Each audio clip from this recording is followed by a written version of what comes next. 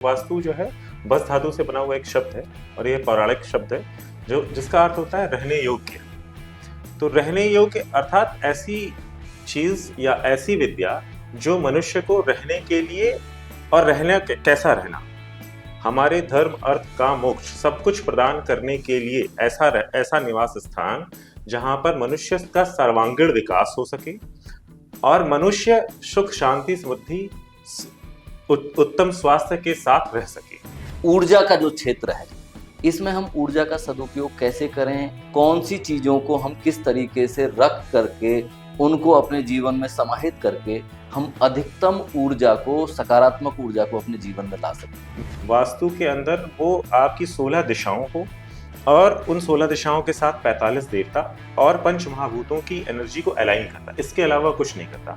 कहीं पर ऊर्जा कम होती है, कहीं पर ऊर्जा ज्यादा होती है, उसको हम बैलेंस करते हैं रेमेडीज के थ्रू। आप सिंधु घाटी की सभ्यता को देखें। सिंधु घाटी की सभ्यता मोहनजोदड़ो हड़प्पा में कितना व्यवस्थित घर था, किस तरीके से घर बने, कहाँ पर किचन बनना है, कहाँ पर आंगन बनना है, कहाँ पर जल की व्यवस्था होनी है, कैसे बाहर की व्यवस्था है। भृगु ऋषि से लेकर के भगवान श्री कृष्ण और उनके पुत्र अनिरुद्ध तक ये ज्ञान आया है। बहुत बड़ा मिथ है कि घर के अंदर लोग मंदिर रखते हैं। अगर आप ध्यान से देखें हमारे पुराने घरों को, प्राचीन घरों को, उसमें घर के अंदर मंदिर रखते थे। जी, घर सिर्फ निवास स्थान है, उसमें कोई मंदिर नहीं। मंदिर हमेशा बाहर रहता है। भगवान शिव की जो है आशुतोष जी की फोटो, चंद्रमा जिसमें उनके मस्तक पर विराजमान हो, उस तरीके की फोटो लगाएं तो बीमारियों पे थोड़ा आपको नियंत्रण मिलेगा, लाभ। आज हम बात करेंगे वास्तु की।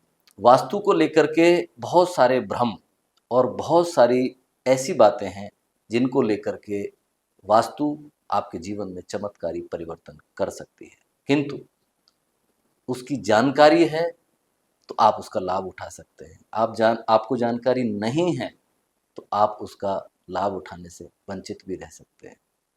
यहीं पर मुझे कहना है कि मानो तो सब कुछ है और न मानो तो कुछ नहीं है। ऐसे ही वास्तु है।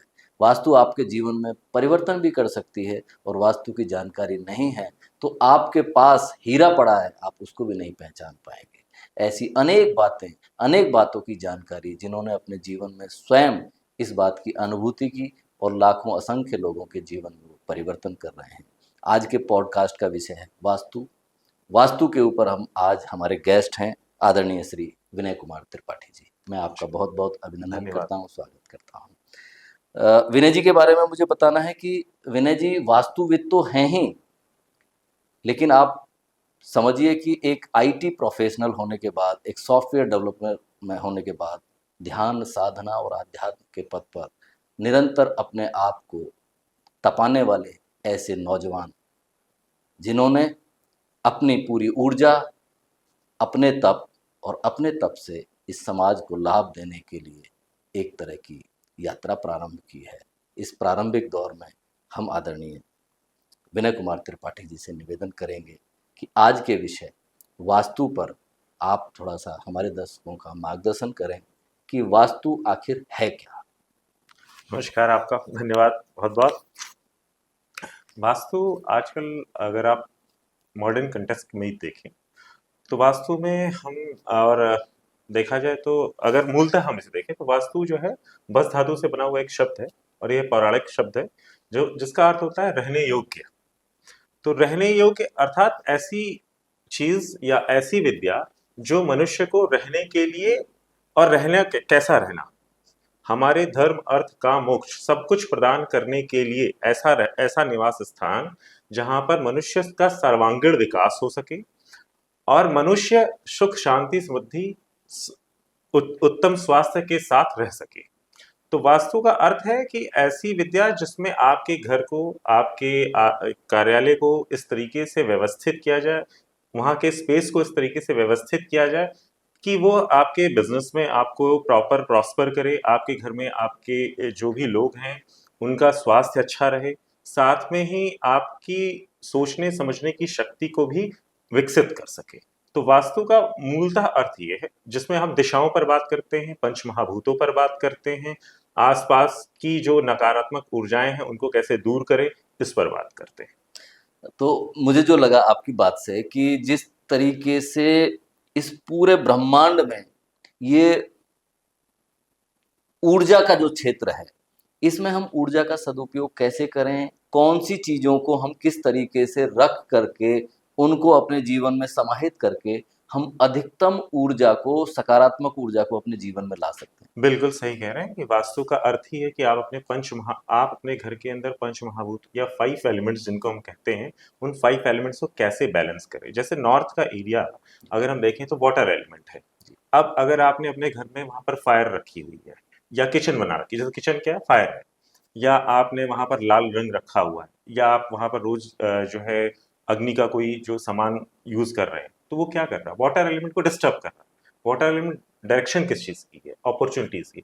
तो निश्चित तौर पर क्या होगा कि वो आपकी अपॉर्चुनिटीज को बर्न कर रही है, जला रही है, अपॉर्चुनिटीज नहीं आएंगी। अगर आप नौकरी पेशा व्यक्ति हैं तो क्या हुआ, आपकी नौकरी में दिक्कत आना शुरू होगी, नई नौकरियों के अवसर आना बंद हो जाएंगे। यदि आप कोई बिजनेसमैन है तो आपके पास कस्टमर आना बंद हो जाएगा। तो इसलिए इस तरीके से पंच महाभूतों को हमें अलाइन करना होता है। वास्तुकार कुछ ऐसा जादू नहीं कर रहा होता, वो केवल आपकी एनर्जी को बैलेंस कर रहा होता है। आपको ये समझना होगा कि वास्तु के अंदर वो आपकी 16 दिशाओं को और उन 16 दिशाओं के साथ 45 देवता और पंच महाभूतों की एनर्जी को अलाइन करता है, इसके अलावा कुछ नहीं करता। कहीं पर ऊर्जा कम होती है, कहीं पर ऊर्जा ज्यादा होती है, उसको हम बैलेंस करते हैं रेमेडीज के थ्रू। मान लीजिए अगर आपके नॉर्थ में कुछ इश्यूज है तो हम नॉर्थ को क्लीन करके वहां पर वाटर एलिमेंट को बढ़ा देते हैं, जैसे एक्वेरियम रख दिया, फाउंटेन रख दिया, ग्रीन फॉरेस्ट की इमेजेस लगा दी, which actually enhance that area. तो हम कोई उसमें ऐसा नहीं है कि हम कुछ नया कर रहे हैं, ये पुराना ही ज्ञान है जो अगर आप देखा जाए। हालांकि वास्तु के बारे में ये कहूंगा कि वास्तु का कोई ऐसा वेद या उपवेद नहीं है, पर स्थापत्य कला आदिकाल से आ रही है। यजुर्वेद से लेकर के मत्स्य पुराण, वाराह पुराण, नारद पुराण में इसका व्याख्यान है कि भवन कैसे बने, प्रसाद कैसे बने, नगर कैसे बने, गांव कैसे बने, उनकी पूरी प्रॉपर व्यवस्था है। आप सिंधु घाटी की सभ्यता को देखें, सिंधु घाटी की सभ्यता मोहनजोदड़ो हड़प्पा में कितना व्यवस्थित घर था, किस तरीके से घर बने, कहाँ पर किचन बनना है, कहाँ पर आंगन बनना है, कहाँ पर जल की व्यवस्था होनी है, कैसे बाहर की व्यवस्था है। इवन दो उन्होंने उपवन बनाए थे तो उपवन की व्यवस्था उन्होंने की थी, उन्होंने ये बताया था कौन सा पेड़ किस दिशा में होना चाहिए, कौन सा पेड़ किस दिशा में नहीं होना चाहिए, अग्निकोण कैसे हो। अग्निकोण कैसे होना चाहिए। तो हर तरीके की उन्होंने व्यवस्था करके रखी थी, और वही ज्ञान अगर देखा जाए तो वास्तु के अंदर 18 ऋषियों का मूलभूत एक्चुअली जो ज्ञान है वो है, जो आगे बढ़ता गया भृगु ऋषि से लेकर के भगवान श्री कृष्ण और उनके पुत्र अनिरुद्ध तक ये ज्ञान आया है। और वही ज्ञान आप देखें विश्वकर्मा प्रकाश में जो है एक मूलभूत पुस्तक मानते हैं वास्तुशास्त्री।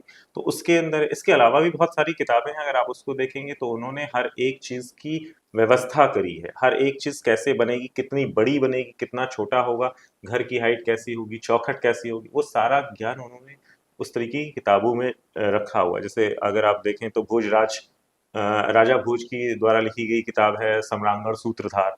तो इस तरीके की कुछ पुरानी किताबें, कुछ नया शोध हो रहा है, जो क्योंकि जो पुराना ज्ञान था यदि उसमें नवीनता न लाई जाए, नया शोध न किया जाए, तो क्या होगा, कुछ समय बाद ज्ञान आगे बढ़ेगा नहीं, विकसित नहीं होगा। उन्होंने भी शोध किया था, हम लोग भी शोध कर रहे हैं, हम लोग भी परिणाम देख रहे हैं, हम देख रहे हैं कि अच्छा क्या कर रहे हैं, कि उसका परिणाम क्या हो रहा है, कैसे जो है चीजों को अपलिफ्ट कर रहे हैं। जैसे लोग है, अब आज की डेट में फोन आ गया, मोबाइल फोन आ गए, पहले मोबाइल फ़ोन नहीं थे, तो अगर कोई ये पूछे कि मोबाइल फ़ोन कहाँ रखा जाए, तो मैं कहूँगा साउथ ईस्ट डायरेक्शन में रखें। जी जी। तो ये क्या है, ये नया शोध है एक तरीके से। जैसे जैसे जीवन शैली बदली है वैसे हाँ, वैसे बदलाव अवश्यंभावी है। अवश्यंभावी। अब मैं आपको एक चीज़ और बताना चाहूँगा कि एक बहुत बड़ा मिथ है कि घर के अंदर लोग मंदिर रख रहे होते हैं। अगर आप ध्यान से देखें हमारे पुराने घरों को, प्राचीन घरों को, तो उसमें घर के अंदर मंदिर नहीं रखते थे वो। जी। घर सिर्फ निवास स्थान है, उसमें कोई मंदिर नहीं, मंदिर हमेशा बाहर रहता है। लेकिन अगर आपको ध्यान हो तो 18वीं 19वीं शताब्दी में बाल गंगाधर तिलक ने ये प्रचलन लेके आए, जी। क्योंकि आपको पता है उस समय काफी स्थितियां भारत की जो है ऐसी थी कि जो सनातन विरोधी हो चुकी थी, लोग धर्म के प्रति जागरूक नहीं थे। तो उन्होंने कहा कि हम कम से कम एक छोटा सा मंदिर रख लें, एटलीस्ट हम ईश्वर का ध्यान और दर्शन करते हैं एक जगह। तो फिर उसके बाद क्या है कि अब हम फ्लैट सिस्टम में आ गए, जहां पर व्यवस्था है ही नहीं कि आप जो है आपके पास इतनी भूमि है जहां पर आप सब कुछ अलाइंड वे में रखें।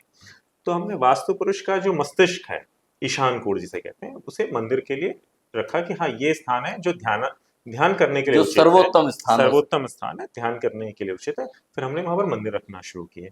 फिर हमने उसमें नियम भी बनाए, खैर मंदिर बनाने की, मंदिर में शिखर नहीं होना चाहिए, मंदिर में कोई भी मूर्ति 9 फीट की 9 इंच से बड़ी नहीं होनी चाहिए। वो सिर्फ आपके ध्यान का स्थान है। चूंकि मनुष्य की भावनाएं जुड़ी हुई हैं तो अ, मतलब मंदिर रख रहे हैं, वरना मैं तो आज भी ये कहूंगा कि मंदिर के लिए देवालय बने। और देवालय ऐसे नहीं जो आजकल के, देवालय की एक पूरी परंपरा है। अगर आप पुराने दक्षिणकालीन मंदिर या उत्तर भारत के भी मंदिर देखें जो विशाल मंदिर हैं, उनमें पूरा गोपुरम बना है, एक द्वार बना है, गौशाला की व्यवस्था है, शिक्षकों के लिए है, जो शिक्षा प्राप्त करने के लिए वहां पर बच्चे आ रहे हैं उनके लिए व्यवस्था, तो वो सारी व्यवस्था करी गई है। मूर्ति की डायरेक्शन किस तरीके, किस तरफ होनी चाहिए, किस तरफ गेट का द्वार होना चाहिए, वो सारी व्यवस्था करके रखी। है। जैसे आपने घर के बारे में बताया विनीत जी, तो मेरा निवेदन होगा कि एक बार ऑफिस, चूंकि ऑफिस से पूरा का पूरा आदमी का अर्थतंत्र चलता बिल्कुल। है, तो ऑफिस को लेकर के भी बहुत सारे लोगों का ये प्रश्न रहता है कि ऑफिस में हमको मंदिर रखना चाहिए नहीं रखना चाहिए, उसकी दिशा क्या होनी चाहिए, क्या स्वरूप रहे उसका, उसके बारे में। देखिए जैसे मैंने आपको बताया ईशान को, तो चाहे वो घर हो चाहे वो ऑफिस हो, वो सार्वभौमिक नियम है। वो नियम कहीं नहीं बदलेगा। वो नियम इसलिए नहीं बदलेगा क्योंकि अभी हम जो है नॉर्दर्न हेमिस्फीयर में रह रहे हैं। ये नियम कहीं बदलते हैं। जब मैं जब ऑस्ट्रेलिया के किसी क्लाइंट का वास्तु कर रहा होता हूँ तो वहाँ पर नियम मैं थोड़े बदल देता हूँ, क्योंकि वहाँ पर हम सदर्न हेमिस्फीयर में रह रहे हैं, तो नॉर्थ ईस्ट की जगह साउथ ईस्ट देख रहे होते हैं। लेकिन नॉर्मली जो है नॉर्थ ईस्ट इंडिया के लिए परफेक्ट प्लेस है। मंदिर अगर आपको रखना है तो आप एक छोटा सा मंदिर रख सकते हैं, और वहाँ पर साफ सफाई रखें, शिखर ना हो बहुत अच्छा है, और किसी भी देवता की मूर्ति बहुत बड़ी ना हो। जी। आप चूंकि नॉर्थ ईस्ट है तो आप वहाँ पर जो है नीले रंग का थोड़ा प्रयोग करें कि नॉर्थ वाटर एलिमेंट है और वहाँ पर नीला रंग उचित है।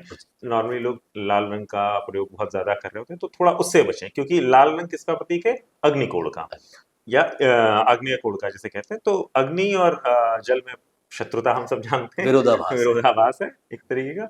तो वो अग्नि जो है या वो रंग जो है वहां पर आपके मन की शांति को थोड़ा सा समाप्त कर सकता है, आपकी अपॉर्चुनिटीज को खत्म कर सकता है। तो इसलिए थोड़ा सा नीले रंग का पर्दा लगा करके रखें, मंदिर बंद रखें, साफ सुथरा रखें। आप थोड़ा हर दिन नियम से वहां पर धूप बत्ती करते रहें, और कोशिश करें कि अगर हो सके तो मैं ये कहूँगा कि वो जो नॉर्थ ईस्ट एरिया है जहाँ पर आप पूजा पाठ कर रहे हैं, वहाँ पर कम मतलब वहाँ की जगह अगर खाली रहे तो बहुत अच्छी बात है। और अगर आपको लगता है कि नहीं जगह की व्यवस्था नहीं है ज़्यादा, तो ऐसे फर्नीचर या ऐसी चीज़ें रखें जो बहुत ज़्यादा भारी ना हो, क्योंकि नॉर्थ ईस्ट या ईशान को वास्तु पुरुष का मस्तिष्क माना गया है। जी।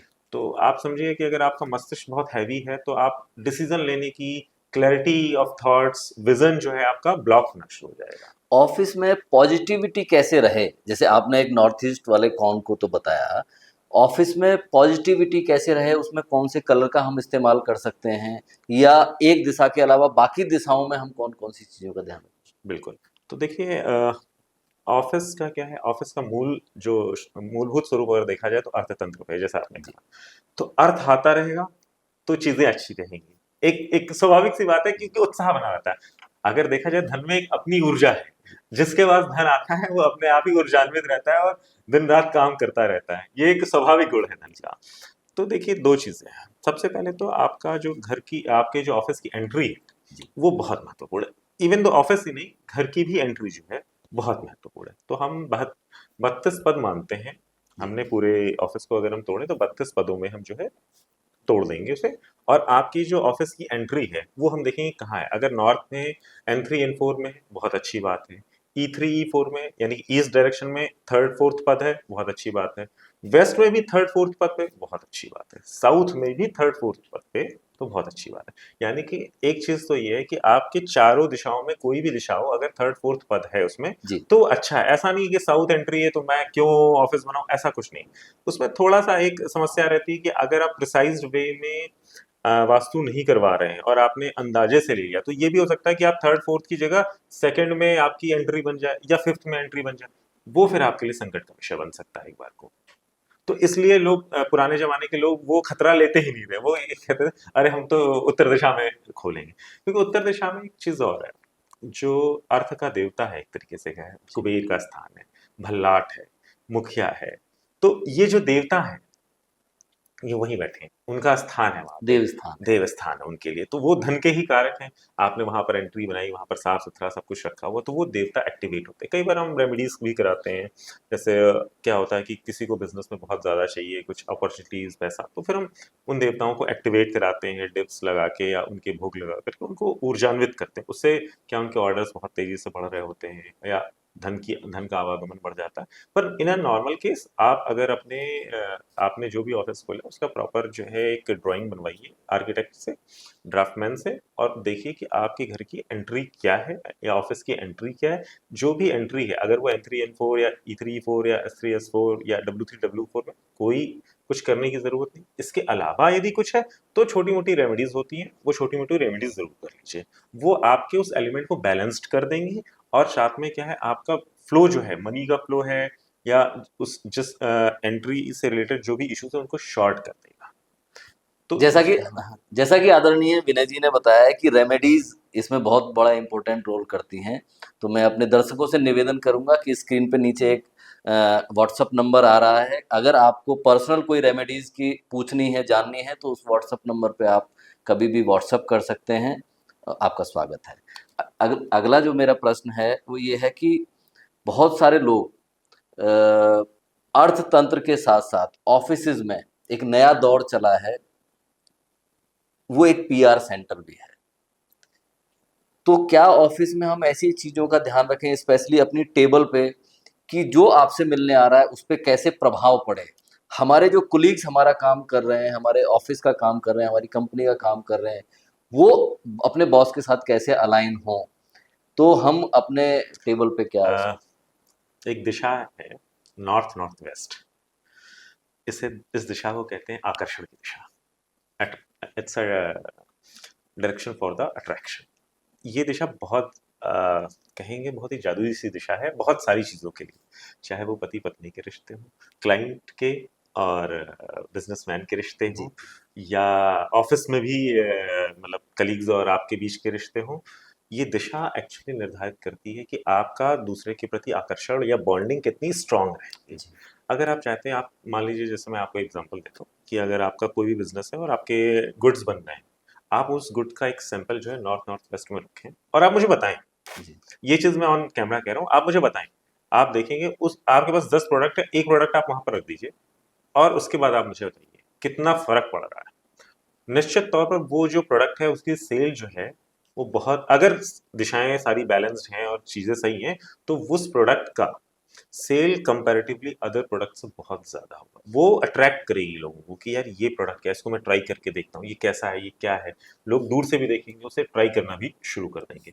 अगर आप मान लीजिए, मैं एक अच्छा सा एग्जांपल आपको और एक देता हूँ कि आपके ऑफिस में मान लीजिए 10-12 लोग हैं और आपको लग रहा है कि हार्मनी नहीं बन रही है, तो आप अपनी फोटो और टीम की ग्रुप फोटो उठा करके नॉर्थ नॉर्थ वेस्ट में रख दीजिए और फिर आप देखिए आपके बीच में जो है एक हार्मनी है वो बहुत अच्छे तरीके से बनना शुरू हो जाती है। नॉर्थ नॉर्थ वेस्ट की डायरेक्शन है, पति पत्नी है, सामंजस्य नहीं बनना है या बहुत ही रूखापन है संबंधों में, तो आप अपनी फोटो वहां पर रख दीजिए। या पिंक वर्ड्स जो आता है उसको जो है वहां पर रख दीजिए, वो भी एक्चुअली संबंधों में हीलिंग करता है। इसके साथ साउथ वेस्ट में भी हम एक रेमेडी बताते हैं पति पत्नी के संबंध में। लेकिन ये एक दिशा है जिसमें आप कभी भी रखें, और जब भी आपको लगे कि मेरे जीवन में मैं ये काम कर रहा हूँ इसमें कुछ चाव नहीं आ रहा, ये मैंने इतनी मेहनत तो करी इस प्रोडक्ट में या इस चीज में और वो लोगों को अट्रैक्ट नहीं कर पा रही है, जी बेस्ट वे है आप उस चीज को रखते हैं और फिर देखें और आप बताएं कि एक्चुअल में जो है क्या हो रहा है। मैंने भी एक घर में देखा, तो पति पत्नी के संबंध अच्छे हैं, सब कुछ है, लेकिन उनके बीच में ना प्रेम नहीं है। मतलब सब कुछ ठीक है, लड़ाई नहीं कर रहे, दोनों लोग पढ़े लिखे प्रबुद्ध व्यक्ति हैं, जी ऐसा नहीं है, पर जीवन में एक रस सा खत्म हो गया है। फिर देखा मैंने उनका घर, तो मैंने देखा कि नॉर्थ नॉर्थ वेस्ट कटा हुआ है। जी मतलब होता है ना, घर के अंदर पूरा प्रॉपर तो हमें घर मिलता नहीं है, कुछ एरिया कम और ज्यादा होता है। फिर हमने वहां पर उनके लिए रेमेडीज करी, फिर जा करके कुछ आराम हुआ। ऐसे ही आप ये समझिए कि कई बार क्या होता है कि पति पत्नी जो है अ, आपस में हार्मनी नहीं बन रही है, लड़ाई झगड़े चल रहे हैं, स्थिरता नहीं है। फिर हमने उनके लिए साउथ वेस्ट में एक उनकी फोटो लगाई, गोल्डन फ्रेम में लगवाई, और ये मैंने करके देखी। ये रेमेडीज ऐसा नहीं है कि मैं सिर्फ आपको ऐसे बता रहा हूँ, इस पर मेरा पूरा विश्वास इसलिए क्योंकि मैंने बहुत जगह इसको प्रयोग किया है। जी। और मुझे उसके बहुत अच्छे रिजल्ट मिले और बहुत जल्दी मिले। ये भी नहीं है कि मैं ये कहूँगा साल लग रहा है, 6 महीने लग रहा है, 45 डेज़ टू 60 डेज़ वो रिजल्ट आपको मतलब दिख जाएँगे। ये तो मैं थोड़ा-सा समय ज़्यादा लेकर के बोल रहा हूँ, पर उससे पहले भी रिजल्ट्स मिल जाते हैं अगर आपके घर में इम्बैलेंसेस और नहीं है तो। जैसे आपने पति-पत्नी के बारे में बताया, आजकल समस्या हो गई है टीन एज और उससे ऊपर उसके जो बच्चे हैं, बच्चे कई बार माँ-बाप की बात नहीं सुनते हैं या बच्चों के मन में आदर भाव वो आजकल नहीं है। तो क्या वास्तु के अनुसार हम घर में कुछ रेमेडीज़ कर सकते बिल्कुल कर सकते हैं आप। पहला तो मैं ये कहूँगा कि आप एंट्री देखें, एंट्री को सही करें, और दूसरा ये कहूँगा कि अगर बच्चे नहीं सही दिशा में जा रहे हैं, तो उसमें कई चीज़ें हैं, पर एक छोटी-सी एंट्री, जैसे भूधर एक देवता है, हैं? जी। उसका भोग लगा दें। और भोग उसमें कुछ ऐसा नहीं है कुछ बहुत बड़ा, मतलब आप घर को जो है 81 पदों में तोड़ते हैं या 45 देवता में तोड़ते हैं, ब्रेक डाउन करते हैं, तो वहाँ पर एक एंट्री ब्रह्म स्थान के पास एक एंट्री पड़ती है भूधर, वैसे उसे शेषनाग भी कहा जाता है। तो उस स्थान पर यदि उसका भोग लगाते हैं तो स्थिरता इस मामले में बन जाती है, ये देखा हुआ है। जी। और इसके अलावा भी जैसे मैंने आपको कहा कि एंट्री, तो अगर S1 S2 के आसपास या इस तरीके की कोई ऐसी एंट्री मिल रही है, तो उसमें भी बच्चे जो है बात नहीं मान रहे होते हैं। ऐसे ईस्ट में भी कुछ पद हैं, अगर वहाँ पर वो पद आ रहे हैं आपके घर की एंट्री में, तो क्या है कि फिर वो बच्चे आपकी बात नहीं मान रहे होते हैं, तो फिर आपको वहाँ पर उसका जो है रेमेडी करना पड़ता है। और कई घरों में आपने देखा होगा कि बच्चे जो है अ, गलत व्यसनों में पड़ जाते हैं, मतलब अल्कोहल और ये सारी चीज़ें लेना शुरू कर देते जी। हैं। तो इसका मतलब है कि आपके नॉर्थ वेस्ट में पापयक्षमा या शोषा जैसे जो देवता हैं, उनको आपको रेमेडी के थ्रू सही करना है। और माता-पिता की बात नहीं मानते हैं तो उसको वो उसके लिए मैंने आपको बताया ना कि भूधर एक अच्छा। अच्छा देवता है, और आप उसकी रेमेडी करें, और बिल्कुल आपको आराम मिल जाएगा। जैसे हम लोगों ने सुना है कि भोजन में कुछ चीज़ें विरोधाभासी होती हैं, हुँ। जैसे मूली के साथ दूध ना लें, हाँ, करेले के साथ ये ना लें, हाँ। ऐसे। ऐसे ही हम आपसे बड़े सामान्य सी बात भाषा में थोड़ा-सा अपने दर्शकों को ये बताना चाहते हैं कि क्या घर में या ऑफ़िस में कौन-सी ऐसी दिशा है जिसमें वस्तु या रंग विरोधाभासी? देखिए, बिल्कुल, जैसे आपका ऑफ़िस है, अब आपका ऑफ़िस की एंट्री मान लीजिए नॉर्थ में है, या नॉर्थ डायरेक्शन कहीं पर भी है, और आपने वहाँ पर मान लीजिए हरा रंग लगा रखा है, ये हरा नहीं, पीला रंग लगा रखा, सॉरी। जी। आपने पीला रंग लगा रखा, आप देखेंगे कि आपके पास अपॉर्च्युनिटीज़ आना कम हो जाएँगी, क्योंकि वो अर्थ एलिमेंट है, ये वाटर एलिमेंट है, तो विरोधाभास है। लाल रंग कर दीजिए। जी।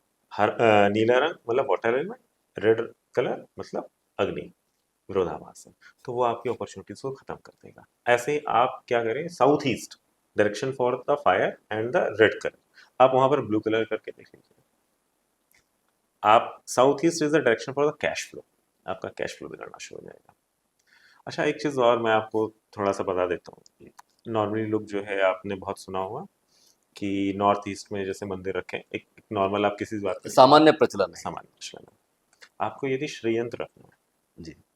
तो आपको साउथ ईस्ट में रखना चाहिए। अभी परसों मेरे पास एक आर्किटेक्ट का फ़ोन आया, तो वो किसी के घर डिज़ाइन कर रहे थे, उनके पास कोई स्पेस नहीं थी कि वो मंदिर रखें, तो उन्होंने साउथ वेस्ट और साउथ ईस्ट ऐसे पूछा। मैंने कहा ठीक है, आप साउथ ईस्ट में बना लो मंदिर, हालांकि नॉर्थ ईस्ट ही फेवरेबल है, लेकिन साउथ ईस्ट में अगर आप बना रहे हो तो वहाँ पर देवी की उपासना होगी, देवी की पूजा होगी। तो साउथ है, अगर आपको हनुमान जी की पूजा करनी है, south is the best place to pray. तो ऐसा नहीं है कि आप वहीं पर नॉर्थ ईस्ट में ही पर, वो एक अच्छा स्थान है, किस लिए, क्लैरिटी ऑफ थॉट देता है। पर हर चीज़ में होता है ना, वेरिएशन होता है, या कुछ स्पेसिफिक चीज़ें आपको चाहिए होती हैं, या कुछ स्पेसिफिक काम चाहिए होता है, या कुछ जगहों की स्पेसिफिक स्पेशलिटी होती है, तो वो भी चीज़ें हैं। वो चीज़ें तभी पता चलती हैं जब आप किसी मतलब विशेषज्ञ से बात करते हैं, फिर वो आपको बताता है कि जी। ये करें, ऐसा करें, वरना फिर जनरल हम चल रहे होते हैं। जी। अब क्या होता है आजकल, आपने देखा होगा बहुत सारे घर जो है बने हुए हैं, जी। लोग कहते हैं कॉन्ट्रैक्टर्स और ये जो बिल्डर्स हैं, वो ये कहते हैं कि ये वास्तु ऑस्पिशियस है, पर अगर आप मैं आपको बता दूं 90-95% घर वास्तु ऑस्पिशियस नहीं बनते हैं इंडिया में, क्योंकि बिल्डर्स के पास है ही नहीं इतनी जगह, वो बनाएगा स्कोप ही नहीं है उसके कहाँ, पास। स्कोप ही नहीं है। हाँ। और मैं आपको एक बात और बता दूं, जी। सबसे बड़ी समस्या क्या है कि आप देखेंगे 90% घरों में वो नॉर्थ में और नॉर्थ ईस्ट में टॉयलेट बना ही रहे होंगे, जबकि उनको पता है कि नॉर्थ और नॉर्थ ईस्ट में टॉयलेट नहीं बनानी है, लेकिन वो बना रहे होंगे। इससे जुड़ी हुई एक बात और हाँ, है सर। बिल्कुल। कई बार जैसे बताया कि फ्लैट्स की अपनी कॉम्प्लिकेशंस हैं, हम्म, तो कई बार ऐसा देखा गया है कि शौचालय के साथ में से ही लगी हुई किचन है, तो किचन और शौचालय दोनों लगे हुए हैं, तो हम क्या रेमेडीज कर सकते अच्छा, उसके लिए थोड़ा सा रेमेडीज मतलब इतनी आसान नहीं है उसमें। हम नॉर्मली क्या करते हैं, कोशिश करते हैं अगर मेज़रमाइन की एक लेयर क्रिएट करते हैं, हैं? जी, और नहीं तो फिर हम फिर अग्नि तत्व को बढ़ाते हैं कुछ, और क्या करते हैं हम एक इंटर हम उस जो किचन है उसको हम सेपरेट कर देते हैं, ग्राउटिंग करके उसमें कॉपर की जो है एक वायर डाल करके उसे ग्राउट करके हम उसे सेपरेट कर देते हैं कि उसका और बाथरूम का कोई संबंध नहीं रह गया, अलगाव हो जाए। अलगाव हो गया है। तो वो एक तरीके से अलगाव क्रिएट कर देते हैं उसमें। अच्छा, आजकल आपने जैसे यही कहा, तो देखा देखा जाए तो किचन के अंदर क्या है, अब चौखट नहीं लग रही है, दरवाजे नहीं हैं, जी, ये जी, सब भी। ग्लास का काम है बस और हाँ, पीछे हाँ, रसोई तो है। ये भी वास्तु दोष ही हैं। अच्छा, अच्छा, अच्छा, और जो जैसे बहुत बड़े-बड़े घर हैं अगर आप देखें तो क्या है, जहाँ पर किचन है वहाँ पर एक आइल्स बना करके रखा है, उसी में वहीं पर किचन में खाना बनना, वहीं पर भोजन भी कर रहे हैं। अगर आपको याद हो तो पहले क्या है, अगर हमारे पुराने हमारी अपनी दादी का ही बताएं, जी, जी, तो वो किचन के अंदर खाने के लिए मतलब कोई ऐसे नहीं जा सकता था। साफ सुथरा नहा धो करके आदमी जाता था, शुचिता भोजन पवित्रता एकदम के साथ। पूरी शुचिता का ध्यान रखा जाता था, और भोजन बनता था और तरीके से। हमारे तो चूंकि परंपरा रही तो भोग लगता था, उस भोग के बाद जो है हम जो है भोजन को ग्रहण करते थे जमीन पर बैठ करके पालथी मार के। अब वो समय चलिए मैं मानता हूँ कि नहीं है, और जीवन नहीं, शैली जीवन बदली है। शैली बदल गई है, लेकिन इसका मतलब ये नहीं कि आप किचन के अंदर जाकर के भोजन करें, क्योंकि वो शुद्ध है, वहां पर शुद्धता का बहुत ध्यान रखा जा रहा है। अब क्या है, आपने खाया वहीं से, गिलास उठाया वहीं से आपने रोटी, तो उससे क्या है, वो अग्नि का कहीं ना कहीं अपमान है। जी, अगर हम सनातन की बात करें तो वो कहीं ना कहीं अग्नि का अपमान भी होता है, तो वो हमें नहीं करना चाहिए। हमें कोशिश करनी चाहिए कि हम इन सारी चीजों से, छोटी छोटी चीजें से थोड़ा सा दूर रहें। थोड़ी शुद्धता, थोड़ी शुचिता, आप ये कह सकते हैं मैं थोड़ा नहीं, सनातनवादी थोड़ा विचारों की है, लेकिन मुझे लगता है कि वो सही तरीका था। आप अपने प्रॉपर स्थान पे बैठे, अच्छे से शांत प्रवृत्त होकर के, और आपका जो भोजन है वो आप तक आए और आराम से आप भोजन करें, तो ज्यादा अच्छा है। इससे आपका अग्निकोण भी शुद्ध रहेगा।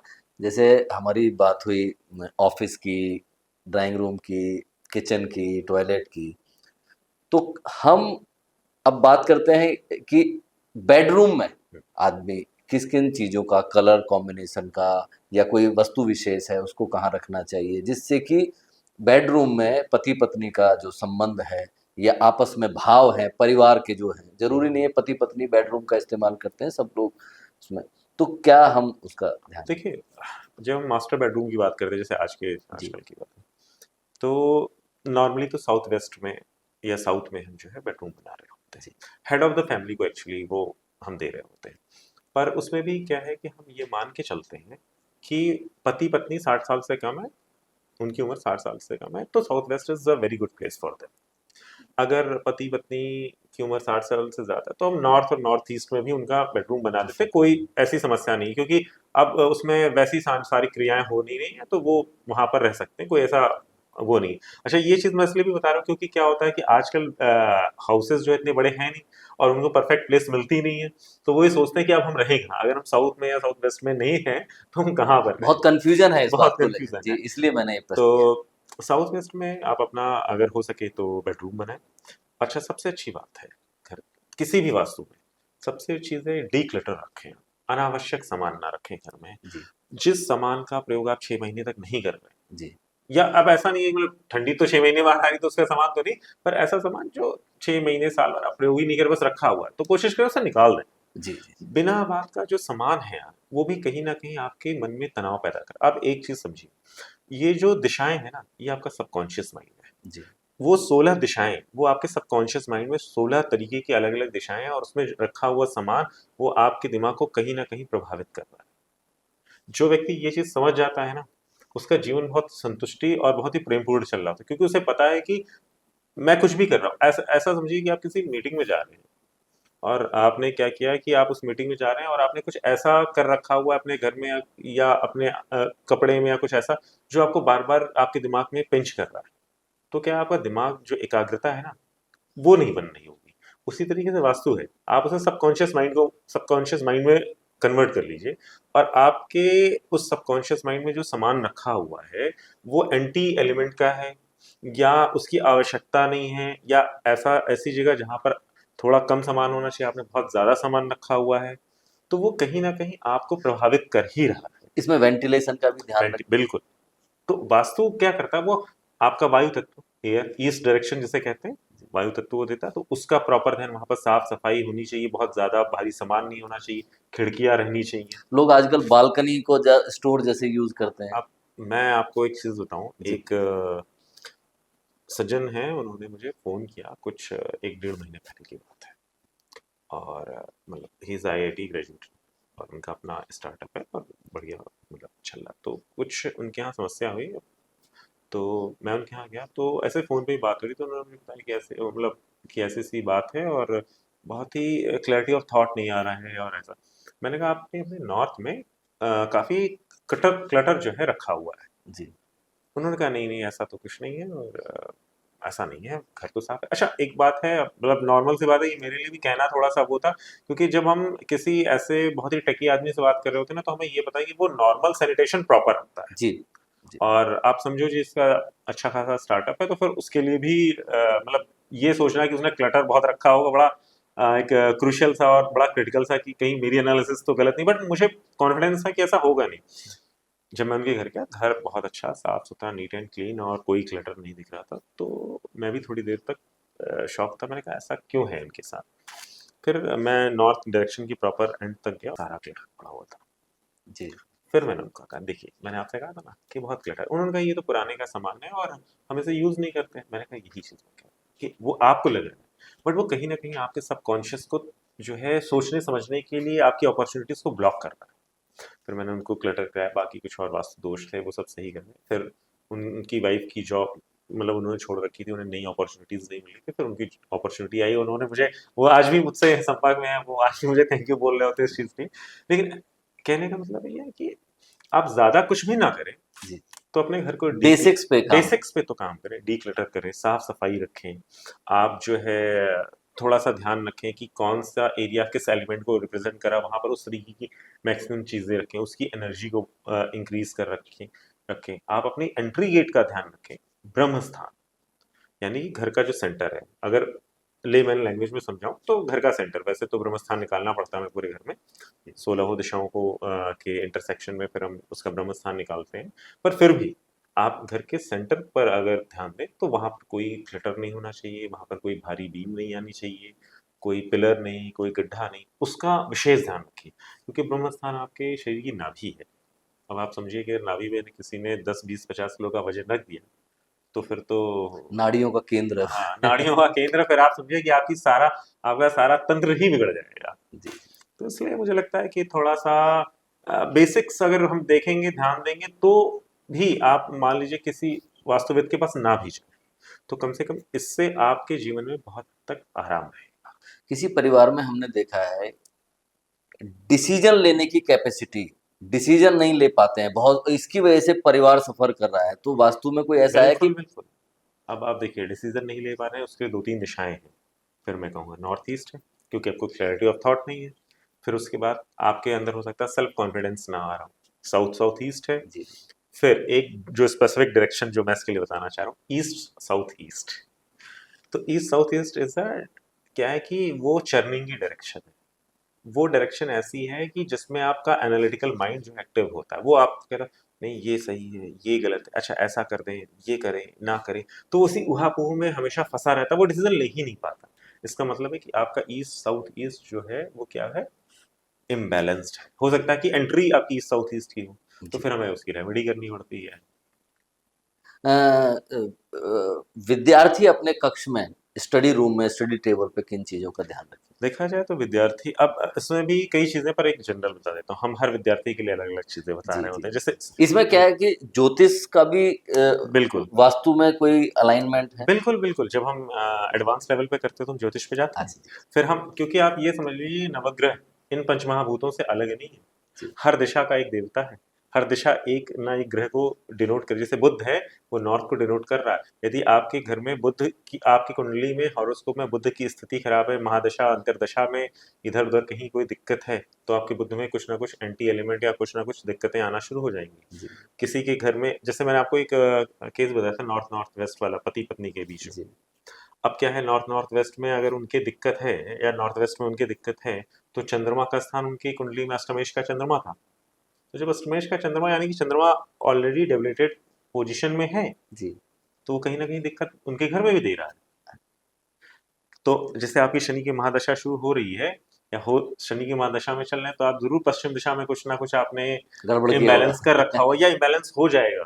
या मान लीजिए आपका सब कुछ अच्छा था, अचानक से आपने वहां पर जो है हरा कलर करा दिया, तो आपका शनि की महादशा बिगड़ी, उसने वो उस तरीके का काम भी कराया। इसीलिए आप कुंडली नहीं बदल सकते, पर हम वास्तु के थ्रू कम से कम बैलेंसेस क्रिएट कर सकते हैं, उसके जी। प्रभाव को सीमित कर सकते हैं। एक चीज मैं जरूर कहूंगा, कर्म का अपना प्रभाव है, मनुष्य को कर्म प्रधान होना चाहिए। ये जितनी भी चीजें हैं, ये आपके सबकॉन्शियस माइंड को एलिवेट करने के लिए, ये आपको एज अ इंस्ट्रूमेंट हेल्प करने के लिए, पर मनुष्य को सदकर्म करते ही रहना चाहिए। ये सबसे बड़ी रेमेडी है हर एक चीज की। जो व्यक्ति ये सोच करके बैठा कि मैं वास्तु करा लूंगा, ज्योतिष करा लूंगा और कर्म नहीं करूंगा, उसका भला इस संसार में कोई नहीं कर सकता, और मैं ऐसे लोगों का काम भी नहीं करता, टू बी वेरी जी। ऑनेस्ट।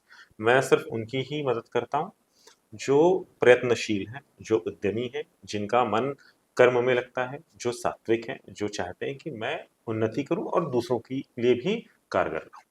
जी। अच्छा, आपका ये सवाल जैसे था बच्चों के लिए, तो बच्चों के लिए अगर आप देखा जाए तो साउथ वेस्ट और WSW, वेस्ट साउथ वेस्ट, दो दिशाएं बड़ी अच्छी हैं। West WSW, west south west संचय की दिशा है। आप वहाँ पर किताबें रखें, वहाँ पर स्टडी टेबल रखें, बहुत अच्छा रहेगा। आप साउथ वेस्ट में किताबें रखें, आपको ऐसा लगेगा कि वो किताबें आपके दिमाग में ऑटोमेटिक लोड हो रही है। मतलब ऐसा नहीं है कि आप वहाँ रख करके छोड़ दें, बट आपकी सीखने समझने की क्षमता बढ़ जाएगी।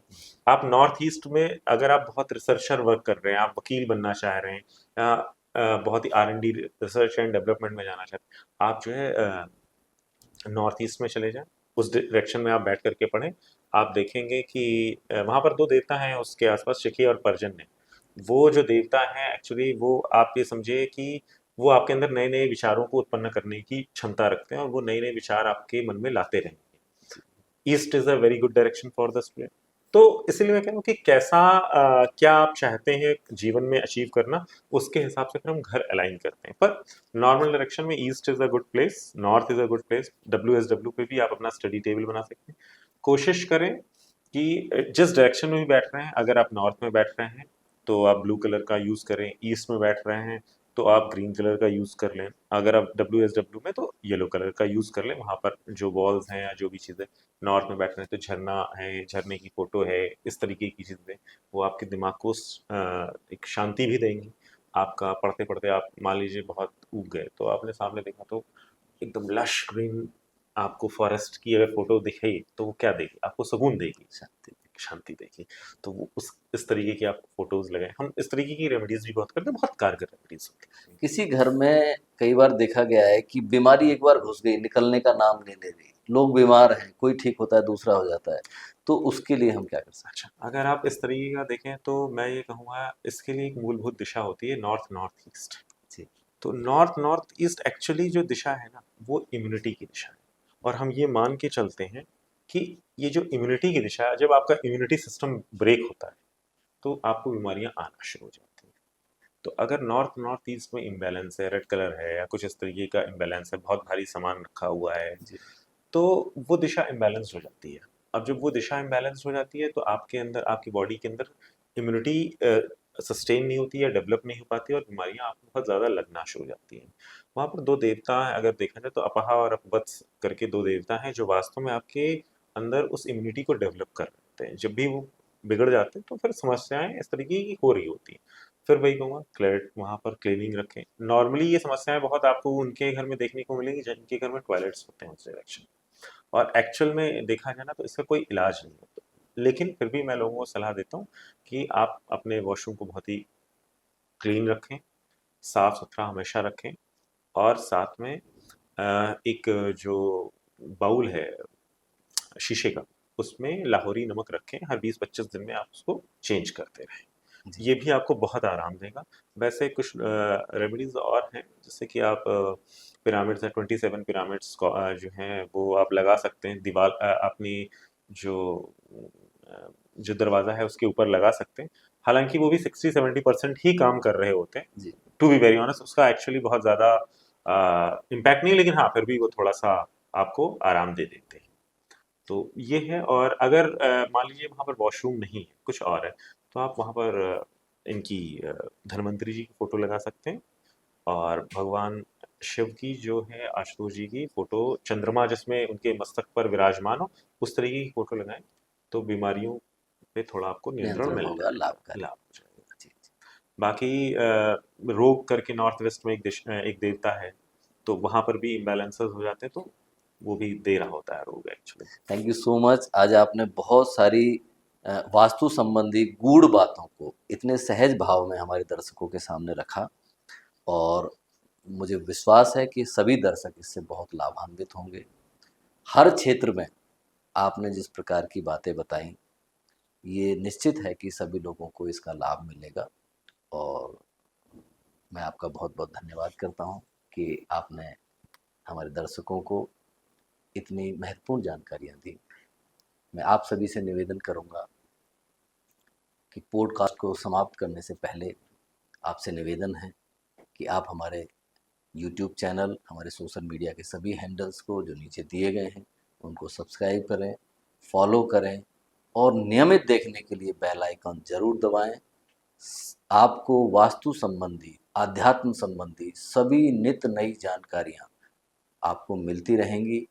परमादरणीय विनय कुमार त्रिपाठी जी से सतत जुड़े रहने के लिए हमारे सभी सोशल मीडिया हैंडल्स को ज़रूर सब्सक्राइब करें, फॉलो करें,